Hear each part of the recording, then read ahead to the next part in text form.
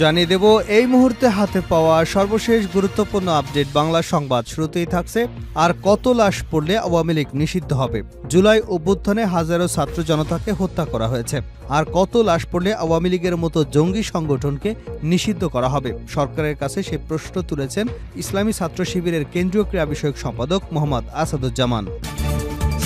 এবারে জানাবো, হাইকোর্টের বিচারপতিকে ডিম ছুড়লেন আইনজীবীরা। বিএনপির ভারপ্রাপ্ত চেয়ারম্যান তারেক রহমানের রায় ঘোষণার সময় জিয়াউর রহমানকে নিয়ে আপত্তিকর মন্তব্য করায় বিচারপতি আশরাফুল আলমকে ডিম ছুড়েছেন আইনজীবীরা। বুধবার বাংলাদেশ সুপ্রিম কোর্টে এ ঘটনা ঘটে।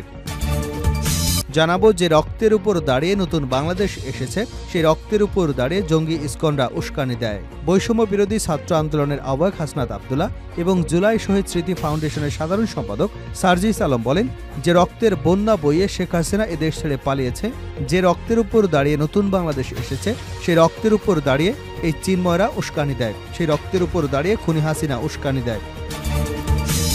এদিকে ষড়যন্ত্র এখনও থামছে না। ছাত্র জনতার অভ্যুত্থানে শেখ হাসিনা দেশ ছেড়ে পালিয়ে গেলেও তাদের দোসরদের ষড়যন্ত্র এখনও থামছে না বলে জানিয়েছেন বিএনপির সিনিয়র যুগ্ম মহাসচিব রুহুল কবির রিজভী। তিনি বলেছেন, দেশকে অস্থিতিশীল করতে পতিত ফ্যাসিবাদদের দোসরদের ষড়যন্ত্র এখনও অব্যাহত রয়েছে। এবারে থাকছে, প্রধান উপদেষ্টার সঙ্গে সাক্ষাৎ করতে যমুনায় বিএনপি নেতারা। অন্তর্বর্তীকালীন সরকারের প্রধান উপদেষ্টা ডক্টর মোহাম্মদ ইউনূসের সাথে সাক্ষাৎ করতে তার বাসভবন যমুনায় গিয়েছেন বিএনপির ৫ সদস্যের প্রতিনিধি দল। বিএনপি মহাসচিব মির্জা ফখরুল ইসলাম আলমগীরের নেতৃত্বে প্রতিনিধি দলটিতে রয়েছেন স্থায়ী কমিটির সদস্য মির্জা আব্বাস, নজরুল ইসলাম খান, আমির খসরু মাহমুদ চৌধুরী ও সালাউদ্দিন আহমেদ। এবং সর্বশেষ জানাবো আন্তর্জাতিক সংবাদ। লেবাননের যুদ্ধবিরতি, গাজায় রক্তক্ষয়ী সংঘাতের শেষ কবে? মধ্যপ্রাচ্যের অশান্ত অঞ্চলগুলোতে আরও একটি যুদ্ধবিরতি হয়েছে। লেবাননে ইসরায়েল এবং হিজবুল্লাহ দীর্ঘ ১৪ মাসের সংঘাতের অবসান ঘটিয়েছে। বুধবার যুদ্ধবিরতি কার্যকর হয়েছে, খবর রয়টার্সের। এদিকে গাজা উপত্যকা ইসরায়েলের আগ্রাসন এখনও চলছে। এর শেষ কবে হবে তা কেউ জানে না। এতক্ষণ শিরোনাম শুনছিলেন, এবার বিস্তারিত। প্রিয় দর্শক, আপনি যদি এই চ্যানেলে নতুন হয়ে থাকেন, ভিডিওটি দেখতে দেখতে চ্যানেলটি সাবস্ক্রাইব করে আমাদের সঙ্গে থাকুন। আর এই ভিডিও সম্পর্কে আপনি আপনার মূল্যবান মতামতটি কমেন্ট বক্সে জানিয়ে দিন। আর হ্যাঁ প্রিয় দর্শক, জানিয়ে দিন ভিডিওটি কোথা থেকে দেখছেন।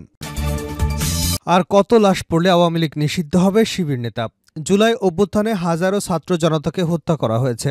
আর কত লাশ পড়লে আওয়ামী লীগের মতো জঙ্গি সংগঠনকে নিষিদ্ধ করা হবে? সরকারের কাছে সেই প্রশ্ন তুলেছেন ইসলামী ছাত্র শিবিরের কেন্দ্রীয় ক্রীড়া সম্পাদক মোহাম্মদ আসাদুজ্জামান। বুধবার দুপুরে রংপুরে জুলাই গণহত্যার বিচারের দাবিতে জাতীয় ছাত্র সংহতি সপ্তাহের অংশ হিসেবে বিক্ষোভ মিছিল করেছে বাংলাদেশ ইসলামী ছাত্র শিবির। পরে অনুষ্ঠিত সমাবেশে প্রধান অতিথির বক্তব্যে এসব কথা বলেন। তিনি বলেন, জুলাই হত্যাকাণ্ডের প্রধান মাস্টারমাইন্ড স্বৈরাচারী শেখ হাসিনা দিল্লিতে বসে দেশকে অস্থিতিশীল করবার নানা ষড়যন্ত্র করছে।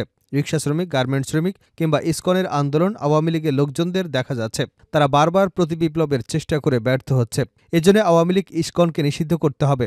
হিন্দু ধর্মাবলম্বীদের উদ্দেশ্যে তিনি বলেন, গতকাল চট্টগ্রামে যেভাবে একজন আইনজীবীকে হত্যা করা হয়েছে, এতে প্রমাণিত হয়েছে ইসকন একটি জঙ্গি সংগঠন।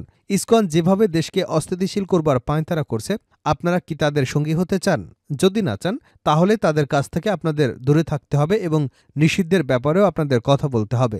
দীর্ঘ এক যুগেরও বেশি সময় পর প্রকাশ্যে শিবিরের একটি মিছিল কারমাইকেল কলেজের মূল ফটক থেকে শুরু হয়। মিছিলে যোগ দেন শিবিরের হাজারো নেতাকর্মী। মিছিলটি বেগম রোকেয়া বিশ্ববিদ্যালয়ের সামনে দিয়ে মডার্ন মোড়ে গিয়ে শেষ হয়। পরে সেখানে সংক্ষিপ্ত সমাবেশে নেতারা বক্তব্য দেন। শিবির নেতা বলেন, চট্টগ্রাম আদালতে ইসকন অনুসারীদের প্রকাশ্যে আইনজীবী সাইফুল ইসলাম আলিফকে হত্যা করেছে। জঙ্গিবাদী সংগঠন হিসেবে ইসকনকে নিষিদ্ধ করতে হবে। জঙ্গিবাদী সংগঠন হিসেবে ইসকনের সঙ্গে না থেকে সুন্দর বাংলাদেশ গড়তে হিন্দু ধর্মাবলম্বীদের প্রতি আহ্বান জানান তিনি। হাইকোর্টের বিচারপতিকে ডিম ছুড়লেন আইনজীবীরা। বিএনপির ভারপ্রাপ্ত চেয়ারম্যান তারেক রহমানের রায় ঘোষণার সময় জিয়াউর রহমানকে নিয়ে আপত্তিকর মন্তব্য করায় বিচারপতি আশরাফুল আলমকে ডিম ছুড়েছেন আইনজীবীরা। বুধবার বাংলাদেশ সুপ্রিম কোর্টে এমন ঘটনা ঘটে। আজ দুপুরে বিচারপতি আশরাফুল কামালের নেতৃত্বে হাইকোর্টে এজলাস শুরু হয়। এজলাসে যখন আইটেম ১২ নম্বর চলে, এ সময় একদল আইনজীবী এজলাসে প্রবেশ করে বলেন, আপনি এজলাস থেকে নেমে যান। এরপরই তারা ডিম ছুড়তে শুরু করেন। পরে বিচারপতি আশরাফুল কামাল নেমে যেতে বাধ্য হন। আর চাঁদাবাজির অভিযোগে করা মামলা থেকে অব্যাহতি পেয়েছেন বিএনপির ভারপ্রাপ্ত চেয়ারম্যান তারেক রহমান সহ ৮ জন। পুলিশের দেওয়া চূড়ান্ত প্রতিবেদন গ্রহণ করে তাদের মামলার দায় থেকে অব্যাহতি প্রদান করেন ঢাকার অতিরিক্ত চিফ মেট্রোপলিটন ম্যাজিস্ট্রেট সানাউল্লাহ। অব্যাহতি পাওয়া অপর আসামিরা হলেন তারেক রহমানের বন্ধু Giasuddin Al Mamun, Ubaidullah Khandaker, Kamruzzaman, engineer Mahbubul Alam, engineer AKM Shoaib, Azizul Karim Tarique এবং মনিজুর রহমান ওরফে মানিক। এর আগে গত ৫ই নভেম্বর ঢাকার চিফ মেট্রোপলিটন ম্যাজিস্ট্রেট আদালতের শাহবাগ থানার সাধারণ নিবন্ধ শাখায় তারেক রহমান সহ ৮ জনকে অব্যাহতির সুপারিশ করে চূড়ান্ত প্রতিবেদন দাখিল করেছেন মামলার তদন্ত কর্মকর্তা ঢাকা কোতোয়ালি জোনাল টিমের পরিদর্শক মোহাম্মদ সাজ্জাদ হোসেন। যে রক্তের উপর দাঁড়িয়ে নতুন বাংলাদেশ এসেছে, সেই রক্তের উপর দাঁড়িয়ে জঙ্গি ইসকনরা উস্কানি দেয় সার্জিস। বৈষম্য বিরোধী ছাত্র আন্দোলনের আহ্বায়ক হাসনাত আবদুল্লাহ এবং জুলাই শহীদ স্মৃতি ফাউন্ডেশনের সাধারণ সম্পাদক সার্জিস আলম বলেন, যে রক্তের বন্যা বইয়ে শেখ হাসিনা এদেশ ছেড়ে পালিয়েছে, সে রক্তের উপর দাঁড়িয়ে নতুন বাংলাদেশ এসেছে।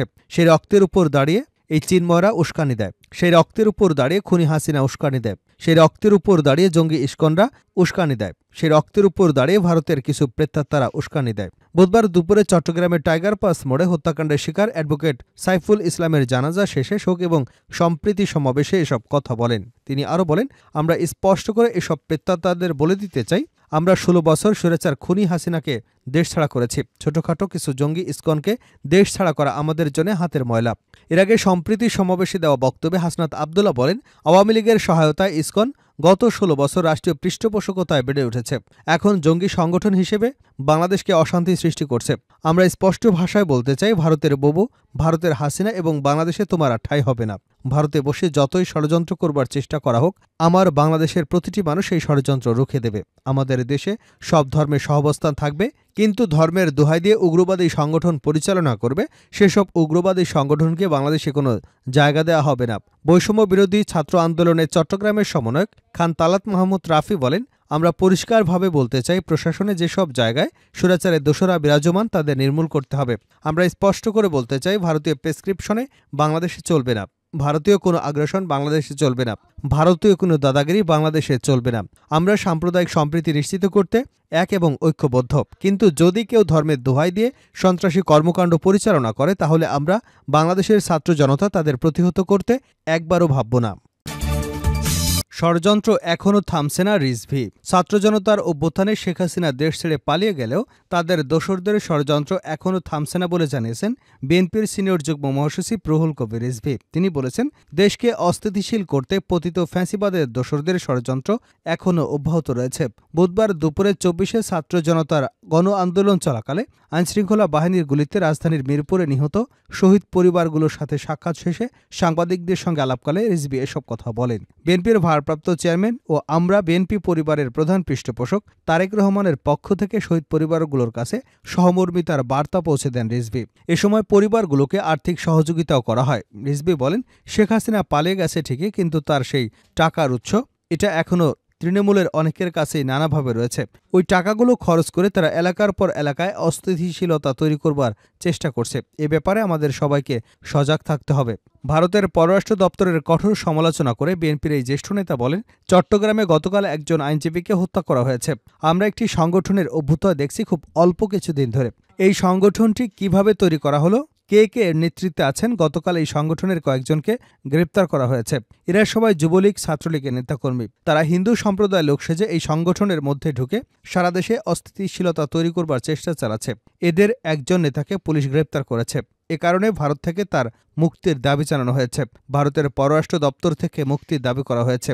এগুলো কিসের আলামত? তিনি বলেন, জুলাই আগস্টের অভ্যুত্থানে আমাদের প্রায় ২০০০-এর মতো সাধারণ মানুষকে, বাচ্চা ছেলেদের গুলি করা হয়েছে, অনেককে হত্যা করা হয়েছে। তাই তখন তো ভারতের পররাষ্ট্র দপ্তর থেকে একটা স্টেটমেন্ট দেয়নি। শেখ হাসিনা এই ভয়ঙ্কর নিপীড়নের জন্য, এই রক্তক্ষরণের জন্য একটা স্টেটমেন্ট তো দেননি। সরকার এবং সব মানুষ আজকে বুঝতে পারছে কোনো একটা ষড়যন্ত্র চক্রান্তের খেলা চলছে। কোনো কিছু একটা পরিকল্পিতভাবে ঘটিয়ে বাংলাদেশকে অস্থিতিশীল করবার চেষ্টা করছে। এটা তো সূর্যের আলোর মতো একেবারে পরিষ্কার। এই সংগঠনটা কৃত্রিমভাবে, অত্যন্ত পরিকল্পিতভাবে তৈরি করা হয়েছে। হঠাৎ বিভাগীয় শহরগুলোতে নেমে পড়েছে, দাবি জানাচ্ছে।